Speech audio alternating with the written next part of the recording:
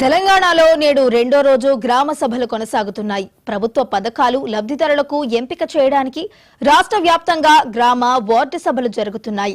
రైతు భరోసా, ఇందిరమ్మ ఆత్మీయ భరోసా, కొత్త రేషన్ కార్డులు, ఇందిరమ్మ ఇండ్లు వంటి 4 పథకాలకు అధికారులు దరఖాస్తులను స్వీకరించి గ్రామ సభల్లోనే లబ్ధిదారులను ఎంపిక చేపట్టారు. దరఖాస్తుల స్వీకరణ కోసం ఈ నెల 24వ తేదీ వరకు గ్రామ సభలు, వార్డు సభలు కొనసాగనున్నాయి.